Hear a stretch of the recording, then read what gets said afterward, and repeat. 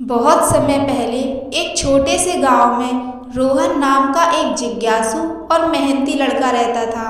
वह हमेशा नई नई बातें सीखना चाहता था। गांव के बाहर एक घना जंगल था जिसके बारे में लोग कहते थे कि वहाँ एक जादुई पेड़ है जो केवल सच्चे और दयालु लोगों की मदद करता है। एक दिन रोहन ने उस पेड़ को खोजने का निश्चय किया। सुबह सुबह वह जंगल की ओर निकल पड़ा। रास्ते में उसने देखा कि एक बूढ़ा व्यक्ति भारी लकड़ियों का गट्ठर उठाने की कोशिश कर रहा था। रोहन ने बिना कुछ सोचे उनकी मदद की।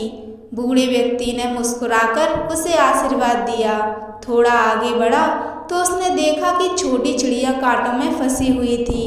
रोहन ने सावधानी से कांटे हटाए और चिड़िया को आज़ाद कर दिया। चिड़िया खुशी से चहचहाती हुई उड़ गई।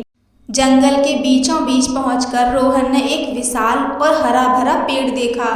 उसकी शाखाएं सुनहरी रोशनी से चमक रही थीं। तभी पेड़ से मधुर आवाज आई, रोहन, मैं तुम्हारी प्रतीक्षा कर रहा था। रोहन हैरान होकर बोला, आप मेरा नाम कैसे जानते हैं?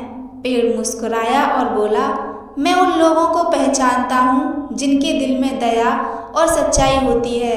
तुमने बिना किसी स्वार्थ के दूसरों की मदद की है।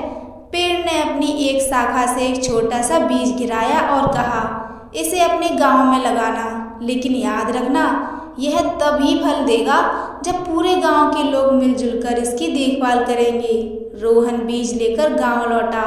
उसने गांव वालों को पूरी बात बताई। पहले तो किसी ने विश्वास नहीं किया, लेकिन रोहन ने हार नहीं मानी। उसने खुद उस बीज को लगाया और रोज उसकी देखभाल करने लगा। धीरे धीरे गांव के लोग भी उसकी मदद करने लगे। कुछ महीनों बाद वह बीज एक बड़े पेड़ में बदल गया। उस पेड़ पर इतने मीठे फल लगने लगे कि पूरे गांव की ज़रूरतें पूरी होने लगी। लोग दूर दूर से उन फलों को खरीदने आने लगे। गांव की गरीबी दूर हो गई और सभी लोग खुशहाल जीवन जीने लगे। एक दिन रोहन फिर उसी जंगल में गया। उसने जादुई पेड़ को धन्यवाद दिया। पेड़ ने कहा, जादू मेरे अंदर नहीं बल्कि तुम्हारी मेहनत, दया और लोगों को साथ लेकर चलने की सोच में था। उस दिन से गांव के सभी लोग एक दूसरे की मदद करने लगे। उन्होंने समझ लिया कि सच्ची खुशी धन में नहीं बल्कि प्रेम, सहयोग और अच्छे कर्मों में होती है।